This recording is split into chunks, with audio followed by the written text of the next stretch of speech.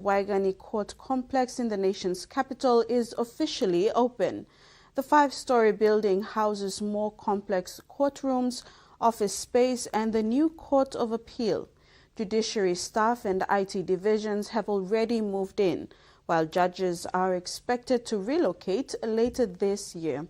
According to Chief Justice Sir Gibbs Salika, the opening of the facility marks a historic occasion for the judiciary and the country as the country turns 50 this year. Sir Gibbs said the facility will also increase the number of judges from 40 to 60, with additional chambers available if needed. Port Moresby will be under 24/7 surveillance going forward. More than 200 CCTV cameras will be installed around the city. The project was launched Tuesday afternoon. The CCTV cameras are AI-enabled cameras with power restoration and a new control center for a municipal service provider. The control room will be monitored by NCD police communication officers. The CCTV cameras are expected to prevent crime.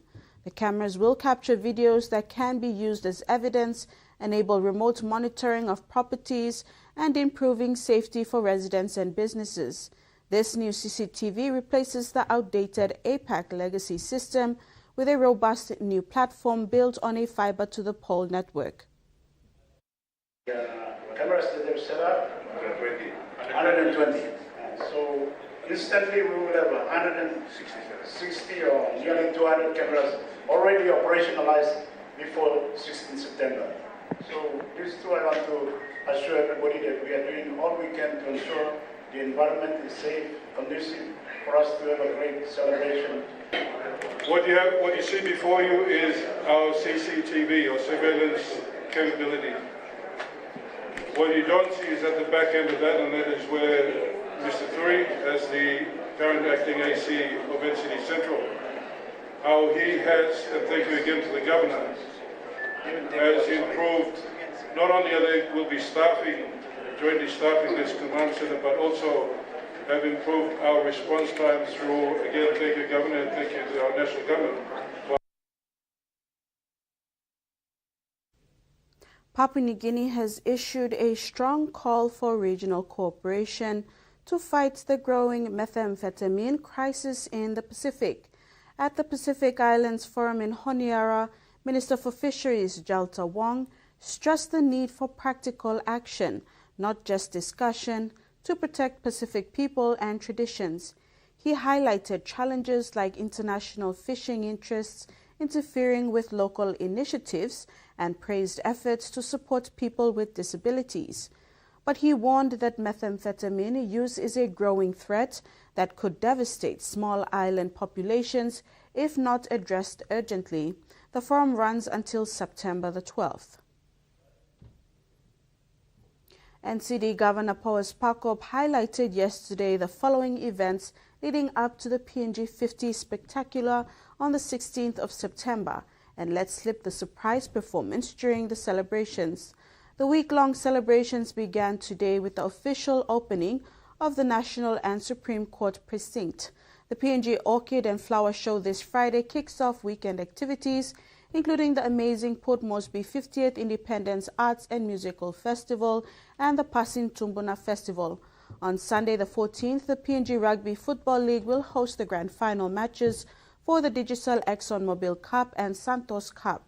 Festival of One City, One People, One Country takes place Monday the 15th and Tuesday the 16th of September begins with the flag raising ceremony at Independence Hill. Activities that follow include the Festival of 1,000 Tribes at Murray Barracks and the PNG 50 Spectacular Concert at Sir John Guy Stadium. Cultural groups and performing troupe from within the city, outside of the city. Maybe they might go beyond our country too. So some of this, as I said, we'll keep it discreet at this time. So like all our people from Gulf province say, you yet come now looking.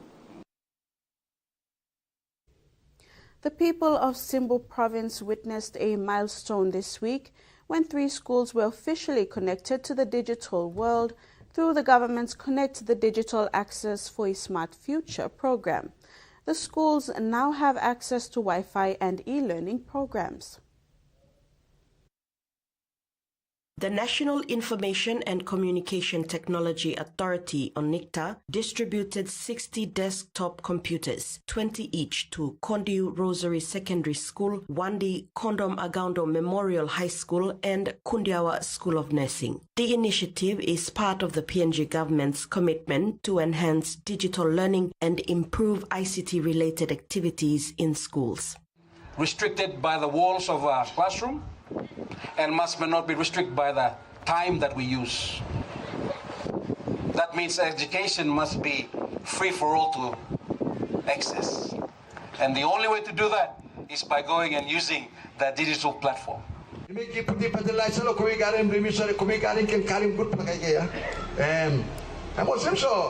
afternoon, schools now, 1 college, 2 high schools, secondary school, all kids in Isla Saltania.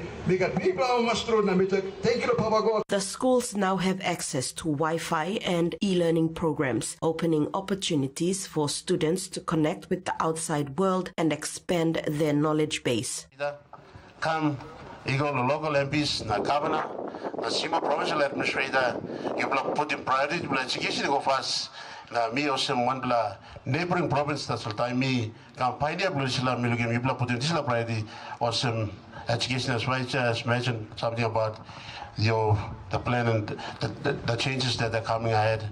Provincial leaders, including Provincial MP Noah Cool and Provincial Administrator John Punde, joined Acting Vice Minister for Communications and Information Technology Peter Chiamalili Jr. in launching the program. This program is expected to empower students with digital skills, preparing them for future challenges and opportunities in a modern and digitally connected world. Salome Vincent, TVWAN News. In regional news, a $500 million security pact expected to be signed by Australia and Vanuatu remains up in the air despite the Prime Minister's meeting today. While there's confidence a deal can be reached, there's some hesitation within Vanuatu's government that it could limit their ability to get funding from other countries such as China. In the Pacific, the Prime Minister's patience is tested.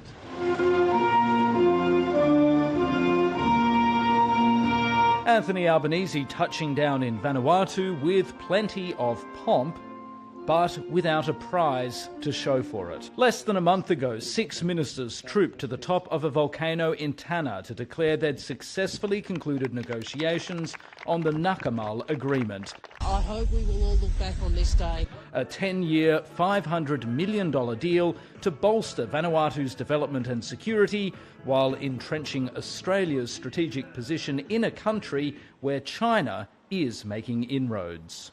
Mr Albanese was meant to put the crowning touch on the pact today and formally sign it, but Vanuatu's quicksilver politics can resemble quicksand, and the agreement is now stuck in the mud. Some of my ministers and my MPs, they feel that it requires more discussions. Some MPs in Vanuatu unhappy at Australia's attempt to use the agreement to keep other countries, like China, out of critical infrastructure like telecommunications and ports. Particularly on some of the specific wordings in the agreement. It could limit your ability to get funding from other countries for critical infrastructure? Yes. The Prime Minister is adamant this setback is only temporary. We're very confident that the agreement can be reached.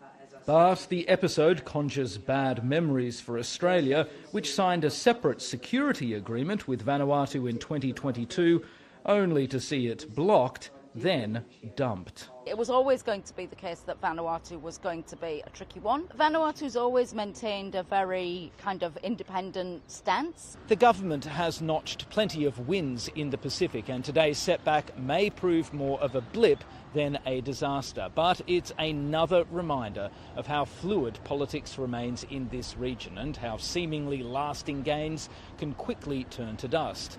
A lesson worth keeping in mind as Mr Albanese prepares to head here to Solomon Islands for a critical meeting of Pacific leaders. While ANZ has announced big job cuts, the entire banking industry has been trimming down. The bank's boss insists the move isn't to boost profits or to replace staff with artificial intelligence. ANZ is the smallest of our so-called Big Four banks, but it's the biggest in our Pacific neighbours and over the ditch in New Zealand. More than 3,500 jobs to go. But all of our banks have the same cost pressures, demand for profit and access to technology, so this might not be the end. The tech-focused NASDAQ index in the US hit a new record overnight, dragging the entire US market higher. The price of gold just keeps going. It's now up 45% on a year ago. And our dollar slightly stronger against the US dollar and nestled above $1.10 against New Zealand's Kiwi bucks. Miner BHP has paid $110 million to settle another class action over that tragic dam disaster in Brazil a decade ago. And blood products giant CSL continues to fall in value. And some interesting sentiment.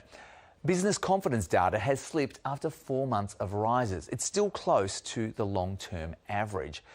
Consumers aren't that confident either. They're feeling a bit healthier since the Reserve Bank started cutting interest rates, but the expectations of unemployment are rising. I wonder why. In sports in the region, Mohamed Toure and Nestori Irankunda have dominated in starting roles as the Socceroos retained the Soccer Ashes with a 3-1 win over New Zealand in Auckland. After winning the reverse fixture 1-0 in Canberra last week, Socceroos head coach Tony Popovich rolled out the youngest Australian men's starting 11 in 8 years. It paid major dividends as Toure 21 and Irankunda 19 combined to score all 3 goals. Toure and Irankunda, close childhood friends, were devastating in attack in the second half, with only VAR denying Toure of a hat-trick in his maiden start for the Socceroos. And that ends the midday news. Do join us at 6 tonight for the main bulletin. Bye now.